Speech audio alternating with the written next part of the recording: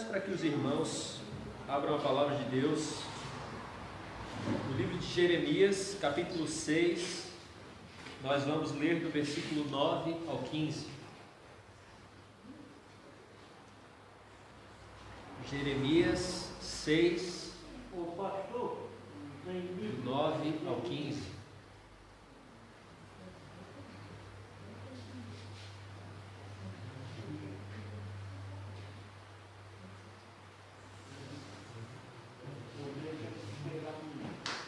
Graças a Deus, irmão Antônio, trouxe um amigo.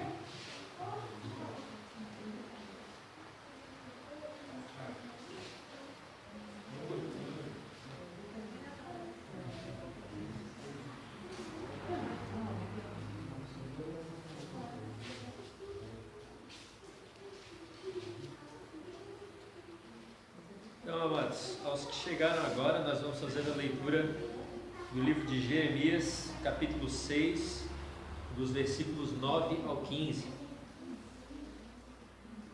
A palavra de Deus diz assim: Assim diz o Senhor dos Exércitos: diligentemente se rebuscarão os resíduos de Israel, como uma vinha. Vai metendo a mão como vindimador por entre os sarmentos. A quem falarei e testemunharei para que ouçam? Eis que os seus ouvidos estão incircuncisos e não podem ouvir. Eis que a palavra do Senhor é para eles coisa vergonhosa, não gostam dela. Pelo que estou cheio da ira do Senhor, estou cansado de a conter. Derramá-la-ei sobre as crianças pelas ruas e nas reuniões de todos os jovens. Porque até o marido com a mulher serão presos, e o velho como decrépito. As suas casas passarão a outro, os campos e também as mulheres, porque estenderei a mão contra os habitantes dessa terra, diz o Senhor. Porque desde o menor deles até o maior, cada um se dá a ganância, e tanto o profeta como o sacerdote usam de falsidade. Curam superficialmente a ferida do meu povo, dizendo paz, paz, quando não há paz. Serão envergonhados porque cometem abominação, sem sentir por isso vergonha. Nem sabem que coisa é envergonhar-se. Portanto, cairão com os que caem.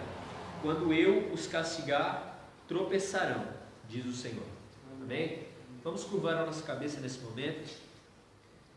Senhor, meu Deus, meu Pai, estamos aqui na Tua presença, não somos dignos de Ti, mas o Senhor se faz presente nesse lugar e o Senhor está aqui nos instruindo com a Tua palavra, que o Teu Espírito venha nos iluminar, para que nós venhamos absorver o máximo possível do Teu conhecimento, que nós venhamos Te conhecer dia a dia, cada vez mais, e que nós venhamos aprender mais de Ti, que nós venhamos aprender, por meio da Tua palavra, qual é a Tua santa vontade. Venha por meio da Tua palavra nos moldar a imagem de Cristo. É o que nós te pedimos, Senhor. Nós estamos aqui para isso. Estamos aqui para ouvir instruções que somente o Senhor pode dar, instruções para a vida eterna. É isso que nós queremos, Senhor.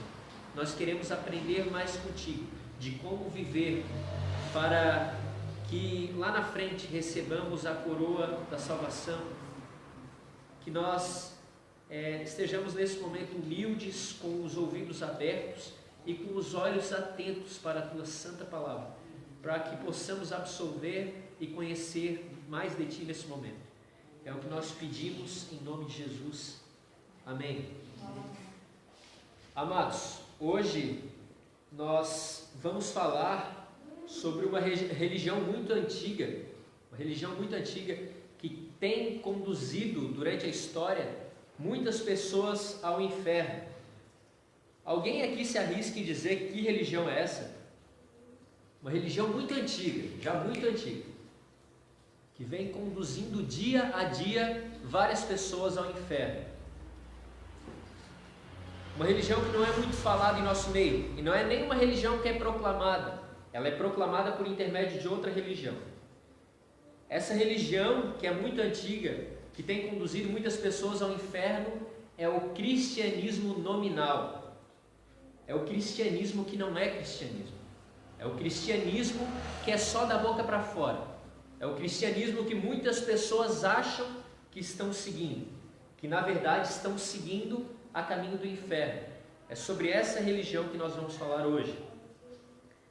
Então, amados, é muito comum em nosso meio, quando nós pensamos em religião, nós pensamos no espiritismo, nós pensamos no catolicismo, nós pensamos no budismo, e nós julgamos, isso não é errado, nós julgamos que aquelas religiões estão ensinando falsas doutrinas. Isso não é errado, amados. Gálatas 1:8 diz exatamente isso, que qualquer um que trazer um evangelho diferente daquele pregado por Paulo, até mesmo que seja Paulo ou um dos anjos do céu, que pregue um evangelho diferente daquele, seja anátema, ou seja, seja maldito. Nós, como igreja, nós devemos ser como os bereanos, de analisar a palavra, e realmente nós devemos julgar aquilo que é ou não é verdade. Só que muitas vezes, quando nós estamos prontos para julgar o cristianismo nominal, nós se sentimos meio acuados, porque muitas vezes o cristianismo nominal se esconde atrás do cristianismo verdadeiro.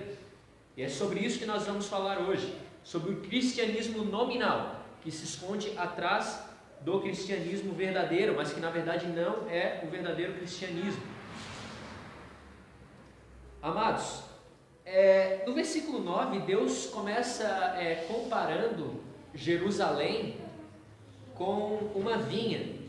O que é uma vinha? É uma plantação de uva, uma vinícola, no caso, uma plantação onde tem muitas videiras. Isso é uma vinha. E por que de que modo que ele compara a vinha com Jerusalém? Primeira coisa que é bom a gente analisar aqui é que Deus, quando ele fala da vinha, muitas vezes se a gente for ver lá em Levítico 19, 9 e 10, a gente vê Deus dando algumas instruções ao povo de Israel sobre a vinha, como eles deveriam colher os cachos de uva dessa vinha. Em Levítico 19, 9 e 10, Deus fala para que o povo de Israel não rebuscassem as uvas. O que seria rebuscar as uvas?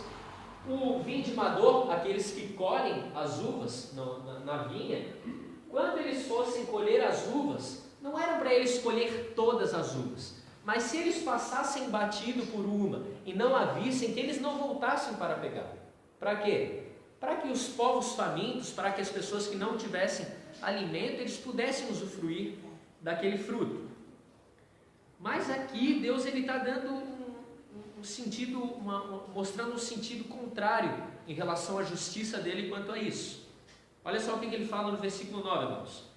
Assim diz o Senhor dos Exércitos: diligentemente se rebuscarão os resíduos de Israel.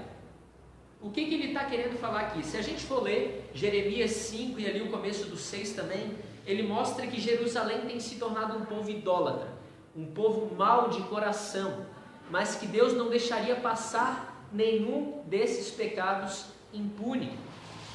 E o que ele fala aqui no versículo 9? Diligentemente se rebuscarão os resíduos de Israel. O que é diligentemente, irmãos? Diligentemente é de forma ativa, de forma zelosa, de forma cuidadosa. Deus, de forma cuidadosa, ele rebuscará todo o resíduo de Israel. Qualquer coisa, qualquer pecado que Israel tivesse cometendo, Deus rebuscaria. Rebuscaria de que forma? Diligentemente, com todo o cuidado, para que nenhum pecado passasse impune, para que nenhum pecado passasse sem receber o seu devido castigo.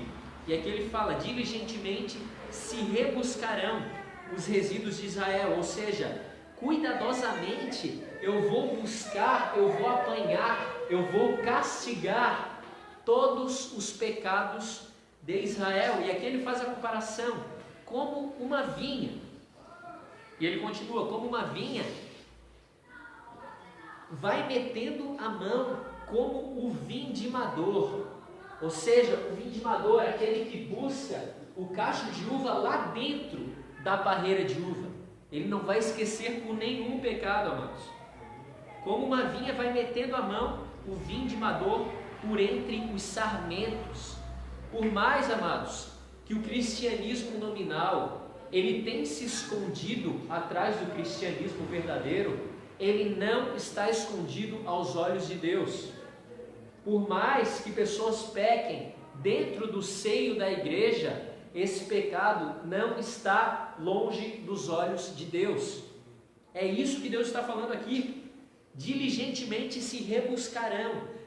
De forma cuidadosa eu vou buscar, eu vou castigar todos os pecados de Israel. Como uma vinha, vai metendo a mão o vindimador. Ele vai e rebusca, ele é zeloso, ele cuida para que nenhum cacho de uva fique ali naquela parreira de uva.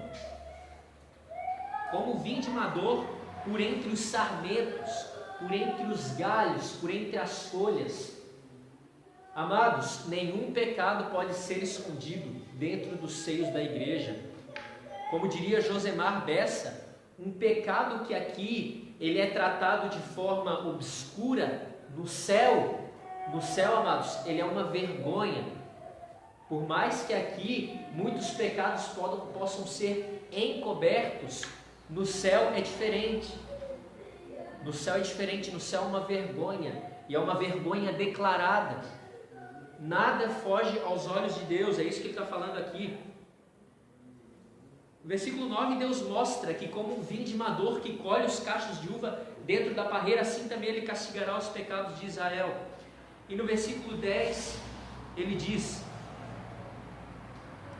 amados, ainda no versículo 9, nós percebemos aqui que Deus ele faz alguma, de certa forma, ele aos pecados de Israel. E muitas pessoas olham para isso pensando da seguinte forma: mas isso aí é lá no Antigo Testamento. No Antigo Testamento esse Deus era um Deus irado. No Antigo Testamento ele punia o povo dessa forma. Porém, se a gente for ver em Mateus 24:35, a palavra de Deus diz que o céu e a terra passarão, porém a palavra de Deus, essa não passará, essa permanecerá. Amados, isso daqui não é um alerta somente para o povo de Israel, isso daqui não é um alerta somente para o Antigo Testamento, isso aqui é um alerta para a igreja.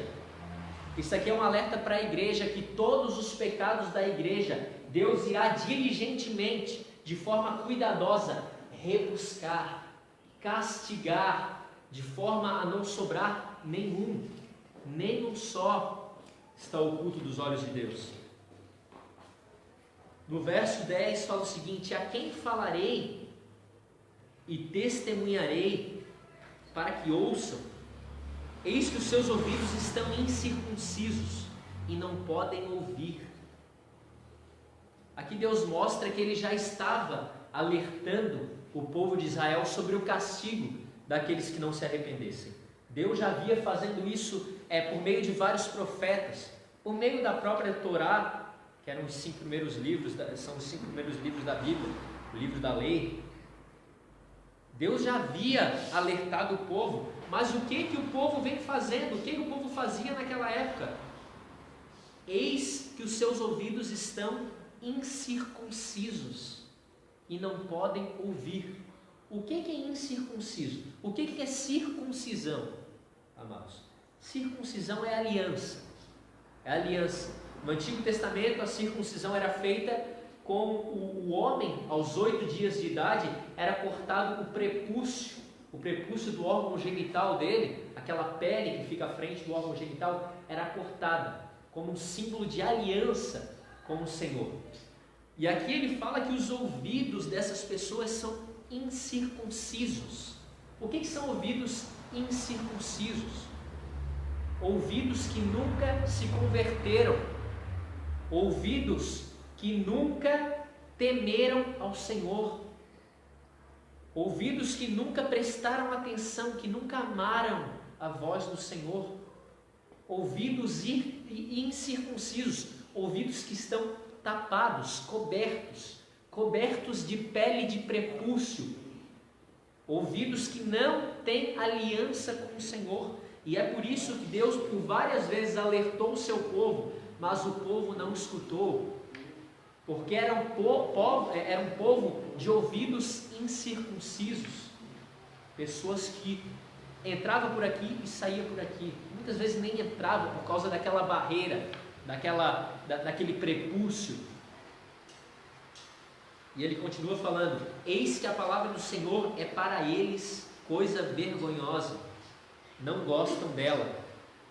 Olha só, amados, aqui a gente não está falando do povo ímpio, a gente não está falando do povo ímpio, amados, a gente não está falando do povo babilônico, a gente não está falando do povo egípcio, a gente não está falando do povo assírio, a gente está falando do povo de Jerusalém.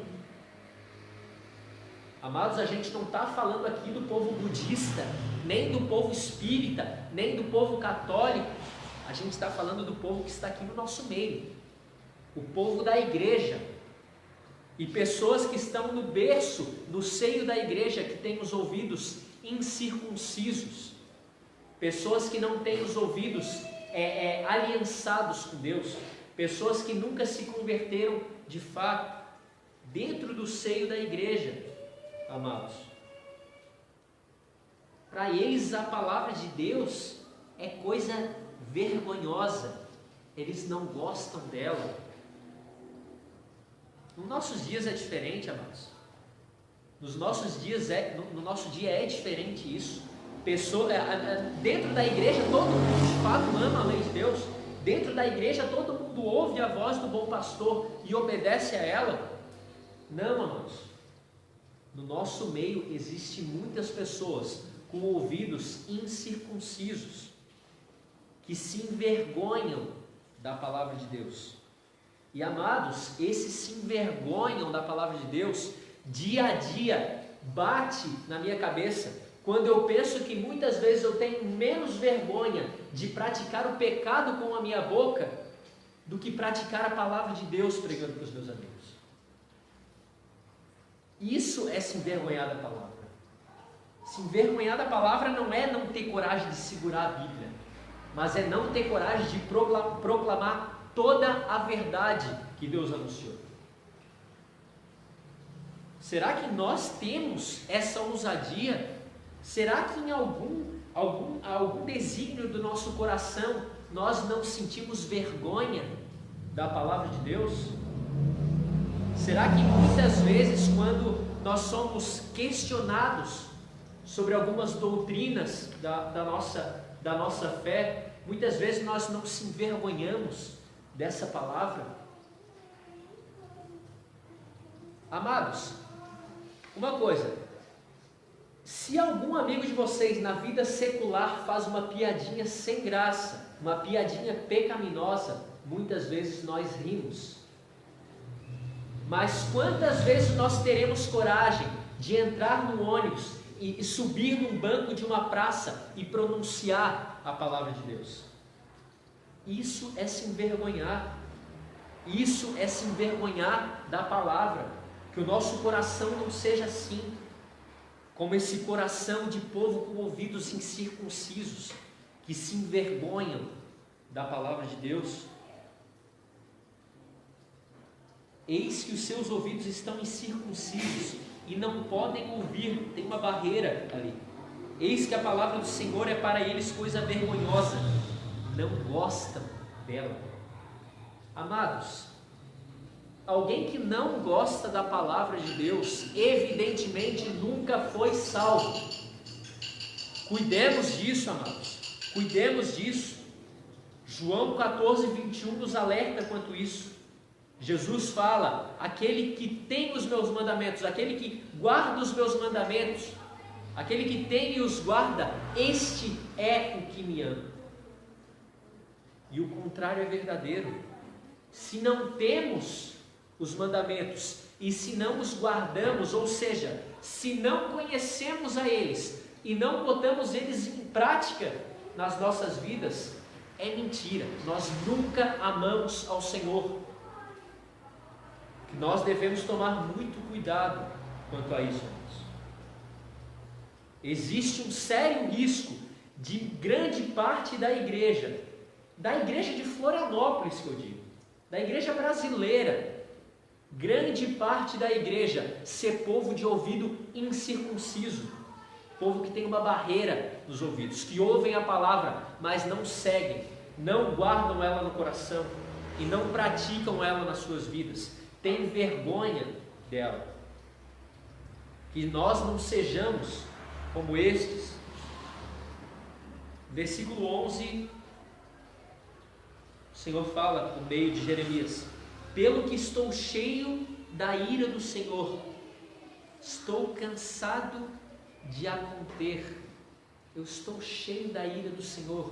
O profeta Jeremias aqui está recebendo dia a dia muitas ameaças vindas do Senhor, muitas ameaças da ira sendo derramadas sobre aquele povo, e o profeta Jeremias já não aguentava mais se conter quanto a isso. Ele saía para proclamar essa ira, ele sairia para proclamar essa verdade, sem medo do que esses cristãos nominais vão pensar. Nós não devemos temer, amados. Assim como o profeta Jeremias, nós devemos estar cansados de conter isso daqui e não proclamar isso daqui. Nós devemos estar cansados disso. O profeta Jeremias, ele é conhecido como profeta chorão.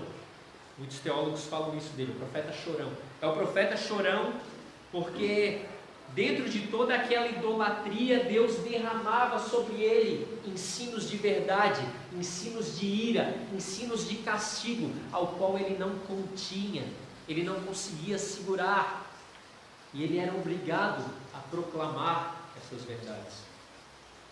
A continuação do versículo 11 diz: derramá-la-ei sobre as crianças, pelas ruas e nas reuniões de todos os jovens. E é isso que nós devemos fazer, amados. Não vamos conter a verdade do Evangelho, a verdade da palavra, e liberar somente para alguns. Não. Porque a ira do Senhor está sobre todos que não se arrependeram dos seus pecados. Nós, como cristãos, nós não devemos fazer distinção de pessoas ao proclamar o Evangelho. Todos pecaram e carecem da glória de Deus. Romanos 3, 23. Romanos 3, 10 ao 12 fala que todos se extraviaram e juntamente se fizeram inúteis.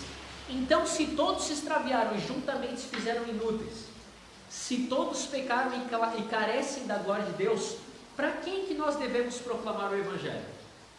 Se não for para todos. E aqui ele diz a razão que ele vai proclamar a ira do Senhor, proclamar. Amados, nós como cristãos, nós não devemos proclamar somente o amor, porque muitas vezes o amor de Deus, ele não faz sentido se não há um problema. Porque Deus amou o mundo de tal maneira que entregou o seu único Filho, para todo aquele que nele crê não pereça. Opa, pereça, existe um problema. Nós devemos proclamar esse problema, para aí sim proclamar o amor de Cristo, e a todas as pessoas. E aqui ele fala qual é esse problema, qual é este castigo que Deus vai derramar sobre essas pessoas. Porque até o marido com a mulher serão presos, e o velho com o decrépito. As suas casas passarão a outrem, ou seja, a outras pessoas, os campos e também as mulheres, porque estenderei a mão contra os habitantes dessa terra, diz o Senhor. E amados, Deus, ele não é aquele que fala ameaçando e não cumpre. Ele não é esse. Eu creio que muitos aqui lembram de todos os castigos que Deus derramou no Antigo Testamento. Amados, quando Deus fala isso, rapidamente nós nos recordamos da escravidão do Egito. Para que um tempo mais do que aquele que Deus derramou a sua ira sobre aquele povo rebelde, sobre aquele povo murmurador? O pastor Michael trouxe aqui para a gente nos jovens a ira de Deus, lançando serpentes abrasadoras no deserto sobre um povo murmurador, um povo pecador que não se arrependia dos seus pecados. Deus cumpre essas ameaças que Ele faz, amados. Escravidão na Babilônia, próprio Israel sendo massacrado pelo exército assírio. Deus cumpre.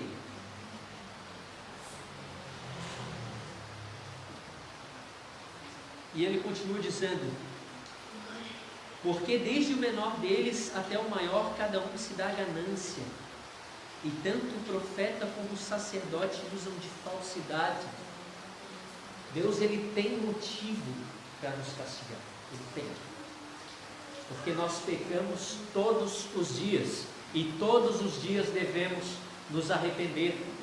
Ele tem motivos, amados. Só que muitas vezes nós olhamos para o Antigo Testamento e pensamos que Ele é de um Deus distante, de um Deus diferente do Novo Testamento. Mas é isso, amados? Será que é isso? Ah, Gustavo, isso era naquela época, isso era com o povo de Israel, com a igreja é diferente. Essas mesmas pessoas que falam isso, são aquelas mesmas pessoas que olham para Hebreus 13:8 e falam: ah, Deus é o mesmo ontem, hoje e eternamente. Bênção.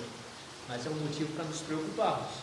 Porque se Deus é o mesmo ontem, no Antigo Testamento, hoje e futuramente e eternamente, quer dizer que Ele é o mesmo Deus que castigou o povo do Egito. É o mesmo Deus que matou Ananias e Safira. É o mesmo Deus que castiga os pecadores. Mas esse povo que acha que é um Deus diferente, é aquele mesmo povo que olha para o Salmo 145:13 e fala assim: ah, Deus Ele é bom, Deus Ele é fiel ao cumprir suas promessas. Com certeza, amados, maravilha, isso é bênção para nossas vidas. Isso é bênção para nossas vidas, quando nós pensamos de fato que Deus nos justificou por meio do sangue de Cristo, e Ele é fiel para cumprir a promessa de salvação a que Ele deu a esses que estão justificados. Porém, o contrário também é verdadeiro. Ele também tem uma promessa para todos aqueles que não se arrependem. E Ele tem uma promessa que é uma promessa que, assim como as outras, Ele vai cumprir. Assim como as outras promessas, Ele vai cumprir. Ele vai derramar a sua ira sobre aqueles que não se arrependem. Nos versículos 13 e 14, ele fala as características desse povo. Porque desde o menor deles até o maior, cada um se dá a ganância. E tanto o profeta como o sacerdote usam de falsidade. Curam superficialmente a ferida do meu povo. E o que eles dizem? Paz, paz, quando não há paz. São pessoas, amados, que o coração delas é duro.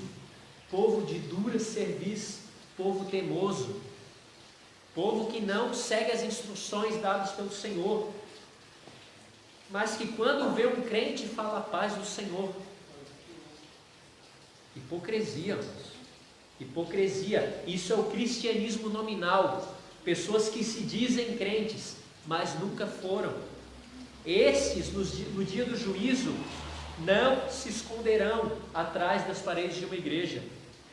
Não conseguirão se esconder, porque o Senhor diligentemente rebuscará todos os resíduos de Israel, assim também todos os resíduos da igreja. Não devemos nos esconder atrás do cristianismo, devemos ser cristãos. Não devemos proclamar somente o cristianismo, mas devemos viver como Cristo viveu. E aqui ele fala sobre pessoas que vivem uma vida totalmente perversa, uma vida que, por mais que dentro da igreja fala paz, paz, quando não há paz, paz aqui é a palavra shalom, shalom, shalom. Sabe o que é shalom, amados? É paz, é uma paz que excede todo o entendimento, de fato. É uma paz em todas as áreas da minha vida. Como está o casamento, Gustavo? O casamento está bom. Como está o teu trabalho? Está a bênção de Deus. Mas chega lá no trabalho, quando a gente vai ver, aquilo lá não é crente, nunca foi. Shalom, shalom, mas não tem shalom, não tem paz em nenhuma área da vida dessa pessoa. Não devemos ser como estes.